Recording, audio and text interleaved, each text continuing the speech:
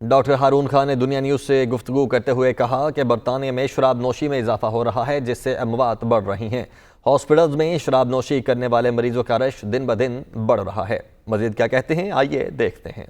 سب سے پہلے یہ ہے کہ شراب کا جو سب سے بڑا نقصان ہے اس سوسائٹی میں، یو کے میں، اور یہ میں اپنے مسلمان ہونے کے ناطے نہیں کہہ رہا ہوں، یہ یہاں کے لوگ خود کہتے ہیں کہ شراب وہ چیز ہے جس سے پوری کی پوری فیملی ڈسٹروائے ہوتی ہے، اور یہ سمجھ میں نہیں آتا، خود کہتے ہیں یہ لوگ کہ گورنمنٹ کیوں نہیں اس پہ کوئی پابندی لگاتی۔ مثلاً آپ سگریٹ کی بات لے لیں، سگریٹ دیکھیں، اس سے اسی فرد کو نقصان پہنچتا ہے، اس کے باوجود اس کو بین کر دیا ہے کتنے جگہوں پر، اور اتنا بین ہو گیا ہے کہ لوگوں کے لیے بڑا مشکل ہو گیا پینا۔ شراب سے پوری فیملی ڈسٹروائے ہوتی ہے، ڈومیسٹک وائلنس جو ہے 50% شراب کی وجہ سے ہے۔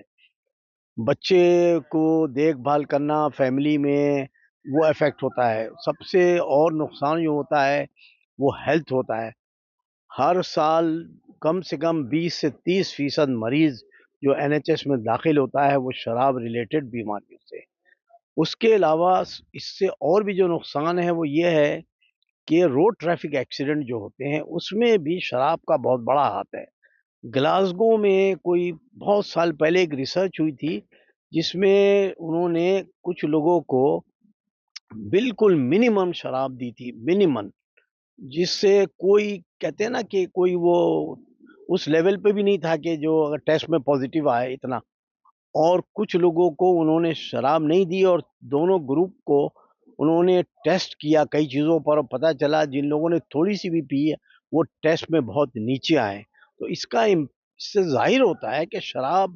تھوڑی سی بھی پی جائے اس کا امپیکٹ دماغ پہ پڑتا ہے، اور چونکہ اس ملک میں ٹیکس ملتا ہے گورنمنٹ کو، گورنمنٹ ٹیکس میں انٹرسٹڈ ہے، پیسے میں انٹرسٹڈ ہے، آپ کے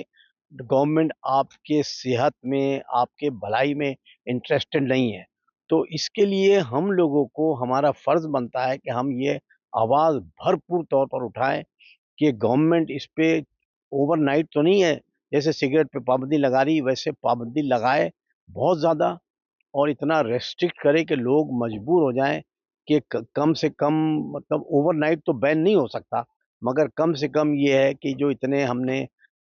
نقصانات جو بتائے ہیں یہ کم سے کم ہو سکیں، اور اس میں پورے ملک کا فائدہ ہوگا اور بھلائی ہوگی۔